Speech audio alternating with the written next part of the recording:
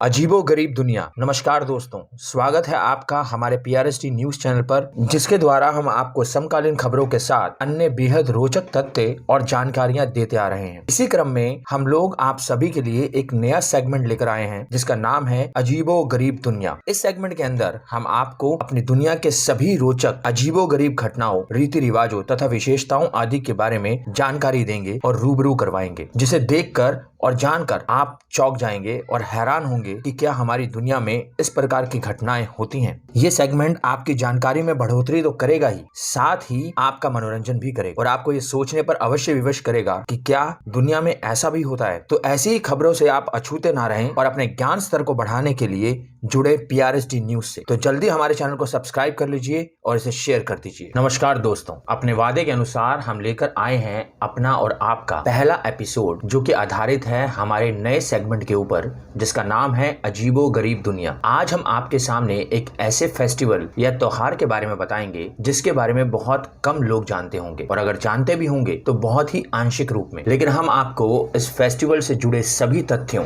रहस्यों, मान्यताओं के बारे में अवगत कराएंगे। इसका नाम है फुकेट वेजिटेरियन फेस्टिवल। नाम सुनकर ही आप लोगों को एक अलग दिशा में ही इसके बारे में अंदाजा लगा होगा, जबकि ठीक इसके विपरीत इस फेस्टिवल में हिंसक गतिविधियां देखने को मिलती हैं। यह वेजिटेरियन फेस्टिवल थाईलैंड के शहर फुकेट में सालाना मनाया जाता है। चीनी कैलेंडर के नवे चंद्र महीने की पहली तारीख से शुरू होकर 9 दिन तक चलने वाले इस फेस्टिवल में श्रद्धालु खुद चाकू, तलवार जैसे हथियारों से अपने शरीर को, खासकर गले को गोदते हैं। ऐसा वो अपनी शुद्धि के लिए करते हैं, ऐसी उनकी मान्यता है। जैसे भारत में 9 दिन चलने वाले नवरात्रि होते हैं, ठीक उसी प्रकार यह फेस्टिवल 9 दिन मनाया जाता है। इसमें थाई, चीनी लोग अपने शरीर में चाकू से लेकर तलवार, पेचकस, बंदूक और हर तरह की चीजें गोदते हैं। उत्सव को देखने के लिए भारी मात्रा में विदेशी टूरिस्ट भी आते हैं, जिससे विश्व भर में इस उत्सव की, जो कि बहुत ही अजीबोगरीब लगता है, किस प्रकार यहाँ लोग अपने शरीर में चीजों को गोदते हैं, ये देखते हैं। फुकेट फेस्टिवल में गोदने संबंधी कोई ट्रिक प्रयोग नहीं की जाती, ये सब कुछ रियल होता है। टूरिज्म अथॉरिटी ऑफ थाईलैंड के डायरेक्टर चचाई डुंगजीत के द्वारा इसका सत्यापन किया गया है और यहाँ सब कुछ वास्तविक होता है। यह मुख्य रूप से रह रहे अप्रवासी चीनियों द्वारा मांस और इस तरह के उत्तेजक भोजन से परहेज करने के लिए मनाया जाता है। इसमें सभी लोग फुकेट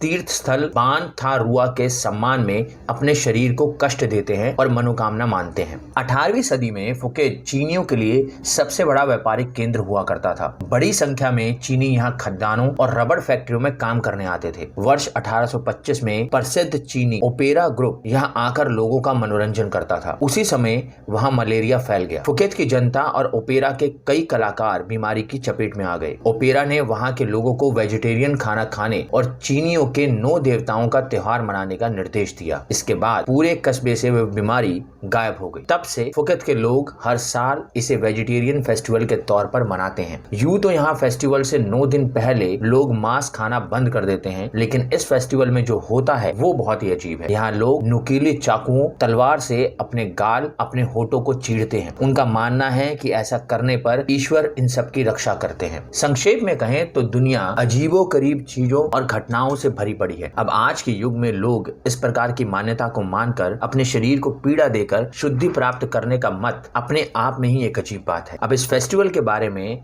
आपका क्या मत है, हमें कमेंट करके अवश्य बताइएगा। धन्यवाद। ऐसी और भी रोचक और दिलचस्प खबरें जानने के लिए आप विजिट कर सकते हैं हमारी वेबसाइट www.prsdnews.in। लिंक डिस्क्रिप्शन में दिया हुआ है, अभी जाएं और विजिट करें हमारी वेबसाइट www.prsdnews.in।